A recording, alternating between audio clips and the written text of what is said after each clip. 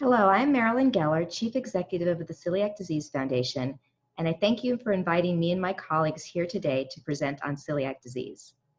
Celiac disease is a multi-system genetic autoimmune disorder affecting 1 to 2% of people worldwide, making it one of the world's most prevalent autoimmune diseases. Eating gluten, a protein found in wheat, rye, and barley, causes the immune system to create antibodies that attack the small intestine. This causes the villi, which are small finger-like projections that line the small intestine, to atrophy and eventually flatten, losing the ability to absorb nutrients, making celiac disease a disease of malabsorption and malnutrition. In celiac disease, there's a systemic inflammatory response with multiple other organ involvement, making it a multi-system disease. Patients can present with symptoms related to inflammation and malabsorption, like diarrhea, abdominal pain, and weight loss, and with manifestations of malabsorption of nutrients, such as anemia due to iron deficiency and osteoporosis due to calcium and vitamin D malabsorption. While more than 200 different celiac disease symptoms and related conditions have been identified, common presentations in children include failure to thrive in infants, learning difficulties, irritability and behavior difficulties, delayed puberty, short stature, and recurrent abdominal pain and constipation. I can attest to this as my son had all of the last 5. In adults, iron deficiency anemia, osteoporosis, dermatitis herpetiformis, which is a skin rash, mouth ulcers, headaches, joint pain, and fatigue are more common. There are about 3 million Americans who have celiac disease, but it is estimated that between only 20 and 50% are diagnosed. 40% of us carry one or both genes. While on average there's a 1 in 100 risk of developing celiac disease, there's a 1 in 10 risk if a first-degree family member has celiac disease.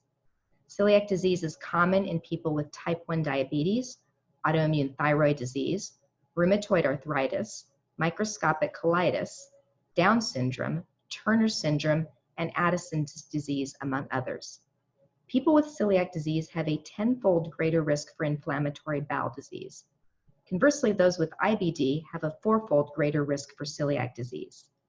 And Dr. Ed Liu and his team from the University of Colorado found in 2017 that in Denver, Colorado, the incidence of celiac disease in children was 3% by age 15. Dr. Liu is on the call today should you have any questions regarding this study.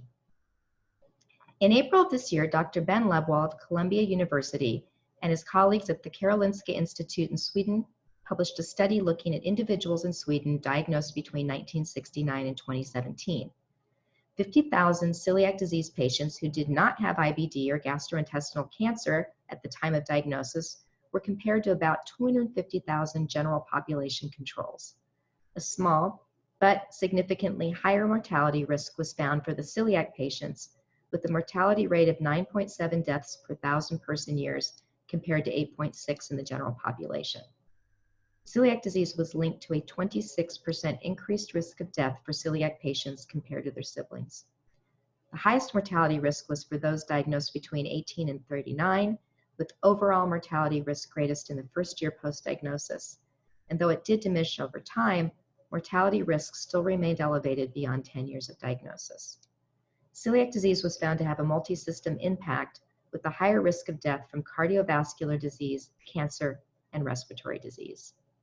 Dr. Lebwohl is also with us on the call today should you have any questions about this study. Currently, the only treatment for celiac disease is a gluten-free diet, which means strict avoidance of all forms of wheat, rye, and barley. Gluten hides in expected food items like bread, pasta, pizza, cereal, cakes, cookies, and muffins, and unexpected items like salad dressing, soy sauce, and barbecue sauce, and in disappointing to learn items like beer. As little as 50 milligrams per day of gluten triggers damage from celiac disease. To put this into perspective, a normal diet contains more than 10 grams of gluten per day. 10 milligrams per day is considered safe, which is equivalent to 1/8 of a teaspoon of flour, to give you a visual. Gluten is virtually impossible to avoid, as 80% of our foodstuffs contain it. Eating gluten-free is also very expensive. A regular loaf of bread in the US averages about $2.50. A gluten-free loaf costs on average $6. And despite what athletes and celebrities may tell us, gluten-free substitutes contain more fat and sugar and fewer nutrients, and may increase the risk of heart attack due to reduced consumption of whole grains. But perhaps the greatest failure of the gluten-free diet as treatment for celiac disease is that, depending on the study, 30 to 50% of subjects on a gluten-free diet for celiac disease continue to exhibit symptoms and intestinal damage. So what are patient views regarding celiac disease? In April of last year, I was invited to testify before the House Appropriations Subcommittee on the need for funding for celiac disease research. Prior to that, the Celiac Disease Foundation put out a call asking the celiac community why Congress should consider funding research for celiac disease. In less than a week, we received more than 800 heartbreaking stories of delayed diagnoses leading to serious health complications and death.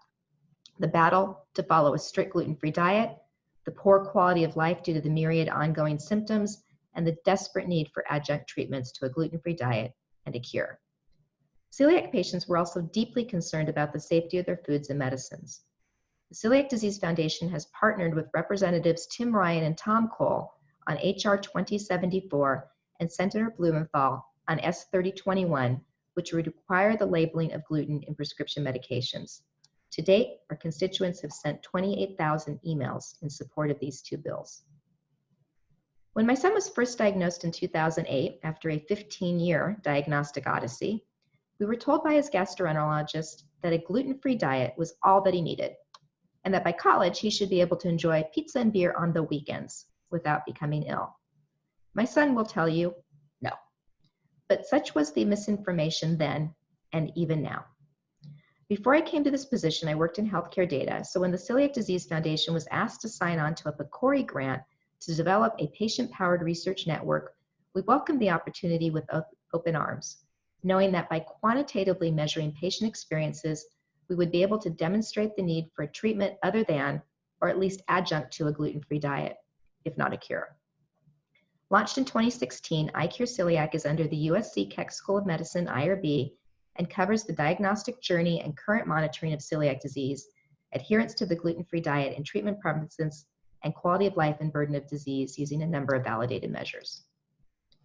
In 2018, we posted information from over 5,000 iCure Celiac participants, which showed that nearly half felt their health had not improved significantly since their diagnosis, and almost all wanted a treatment other than a gluten-free diet. 82% felt limited by their disease, and nearly half felt quite a bit to a great deal stigmatized and that they could not live a normal life.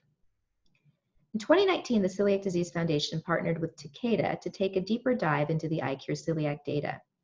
In the adherence to the gluten-free diet and celiac disease patient outcomes, real-world evidences from an international patient registry, iCure Celiac, we found that only about 1/4 of patients with biopsy-reported celiac disease had low symptom burden, and that a full third had high disease burden. Among those with excellent adherence to a gluten-free diet based upon their celiac disease adherence test score, less than half experienced low disease symptom burden, with the majority experiencing a moderate to high symptom burden. The majority of those with poor gluten-free diet adherence experienced high disease symptom burden, with no one experiencing low disease symptom burden.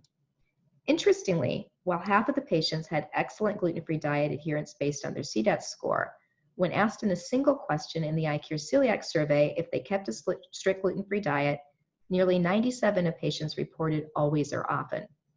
So clearly there's a large discrepancy between self-reported and patient-reported outcome measures of gluten-free diet adherence. Then we took a look at quality of life and annual work school days missed by disease symptom burden.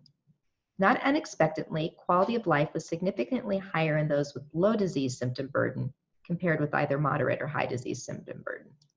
Patients with high disease symptom burden missed on average more than 7 weeks of work or school per year due to illness associated with gluten exposure. This was significantly more than the number of missed work or school days in patients with either moderate or low disease symptom burden, but even those with low disease symptom burden missed more than 1 week of work or school per year. We then took a look at annual work school days missed by symptom burden and gluten-free diet adherence. Patients with excellent gluten-free diet adherence and high disease symptom burden reported on average more than 4 weeks of work or school missed annually, and those with low disease symptom burden still missed more than 1 week. And those were the best case scenarios. Patients with fair or poor adherence to a gluten-free diet fared even worse, with those with poor gluten-free diet adherence and high disease symptom burden missing more than 8 weeks of school or work annually. The evidence suggests that adhering to a gluten-free diet is not universally effective at decreasing symptom burden, and there's a significant unmet need for better treatment options. Patients want standardization of diagnostic and treatment guidelines. They want better monitoring tools. With nearly 97% of patients reporting that they always or often maintain a strict gluten-free diet, but only 24% reporting low symptom burden, demonstrates the need for better tools to monitor accidental gluten intake as well as associated intestinal damage. And finally, patients want better treatment options.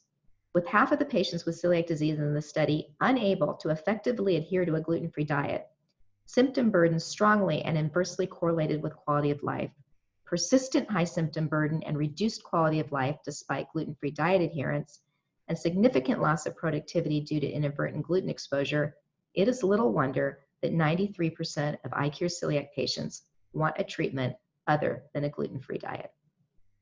Thank you.